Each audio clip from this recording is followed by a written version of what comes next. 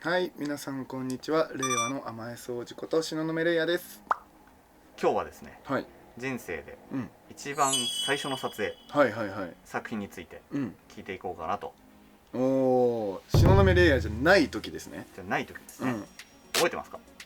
まあ覚えてますよ。人生初だったんで、緊張もしてましたし、ところどころ記憶は曖昧ですが、ちゃんと覚えてます。ちなみにどんな作品でした？タイトルとか。タイトルが、これもうね、ここに出てるんですけどね。最初から互いを意識し、やりたくて仕方がなかった男女が合コンを抜け出し、ホテルでワンナイトセックスっていう作品ですね。タイトルの通りですけど、合コンしてて、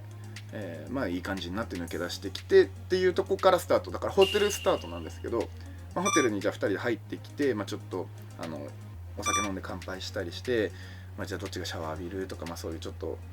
小競り合いがありながらも最終的にはエッチなことしますよっていう作品なので、かなりこうリアルなんじゃないかなって思いますね。この初めての作品もいわゆる女性向けの AV、い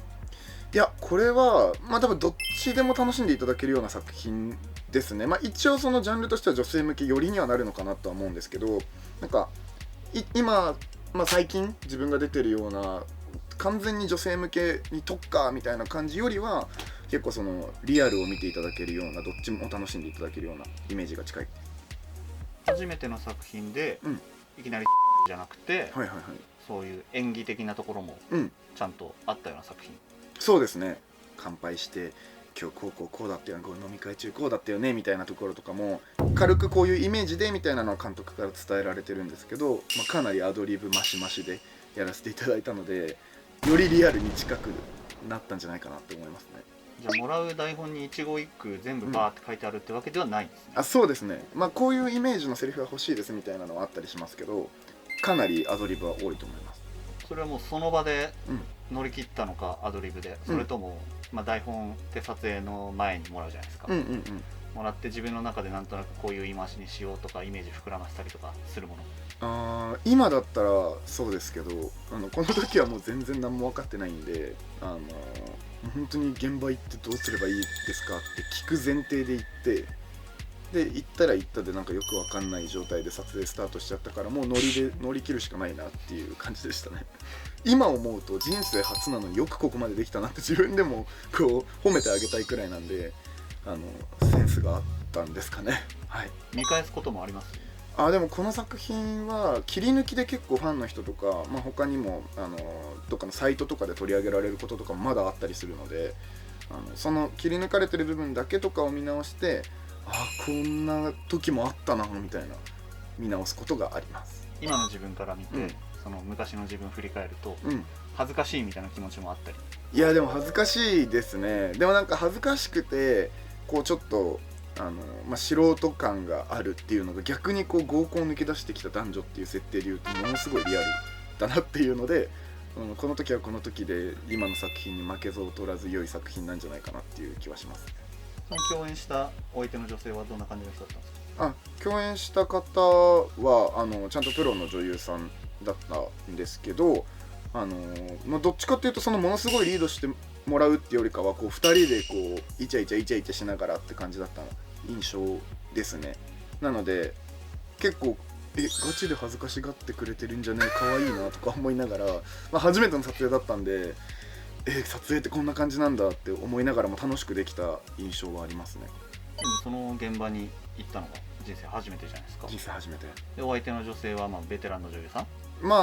年は確か同い年くらいだったと思うんですけど、でも歴は自分より長い方でしたね。カメラが回ってないところとかって、なんかリードしてくれたりとかどうなんですか、そこら辺の。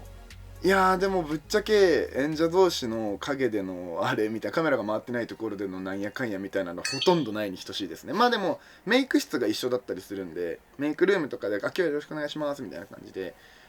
自分こういう設定初めてなんですよみたいなので、今こう軽く雑談して仲良くなったりとかっていうのは全然ありますけど、この時は本当にもう何も考えられないんで、多分ガチガチで個人的な話をした記憶はないですね。で、その撮影の前の日とかって、なんか眠れないとか緊張するとかありました？記憶にはないですね。だから多分寝れたんだと思います。そもそもその作品にどういう経緯で出ることになったんですか？まあエロ面に応募してエロ面になる前に、じゃあ一旦こうオナの撮影を撮ってみよう、自己鍛錬動画を撮ってみようという形で、自己鍛錬動画を撮りました。で、いいですねってなって、じゃあ今度、定点で撮ってみましょうみたいになって、基本的にはスタッフが入らない状態で、定点だけ置いて、軽く演技が入るようなものをちゃんと見てもらって OK だねってなったらエロ面になれるよみたいな感じで、軽めに説明を受けてて、人生初の絡みの撮影に、行ったような形なので、本当の最初の最初で言うと、自己鍛錬動画がね最初の作品であるはあるんですけど、女の子と絡む撮影で言ったらこれが初めてって感じですね。その撮影終わってみて、よかったとかなんかどんな感情だったんですか、終わった後？でも面白いな、なんか初めて見る世界で楽しかったなって感情と、撮影だからこう自分が本当に普段やるようなプレイよりも、ちょっとこう見せるようなのをしなきゃいけないなって素人ながらにこの時も思ってたんで、まだまだこんなもんじゃねえんだけどなみたいな感覚はありましたね。それはね今でもあるんですよね。これ実際発売された後の反響とかってどんな感じだったんですか？いやなんかこう結構 SNS で取り上げてもらったりとか、この時男優名がなかったので、この作品の男優さんすごいかっこいいんですけど誰か名前知ってる人いませんかみたいな感じでこう SNS で回ってたりしてたので、なんか反響はあったのかなっていう印象でしたね。今でもその作品どっかで見れるんですか？今でもガールズ CH のサイトからね、ムラッチから出てるんですけど、人間観察っていうキーワードで検索すれば出てくるんじゃないかなと思います。せっかくだから概要欄にリンク貼っておきましょうか。そうですね、はい、概要欄に貼ってあるので今からでも見てない人はしっかりチェックしてみてください。これ東雲レイヤーって名前検索してもこの作品出てこないんですよね。そうなんですよ、東雲レイヤーの作品としてではないので、だから意外と今の東雲レイヤーのファンであっても、この作品を知らないっていう人がもしかしたら、もしかしたらそうですね、東雲レイヤーの名前だけで検索して今まで見てた人は見逃してるかもしれないですね。じゃあぜひガールズ CH で見ていただければなと。そうですね。ちょっと今後ろで心霊現象起こりましたけど、あらかわいそうに右足が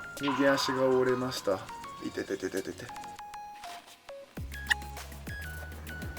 よい、今日はね東雲レイヤーになる前の人生初撮影の作品のご紹介をさせていただいたんですけれども、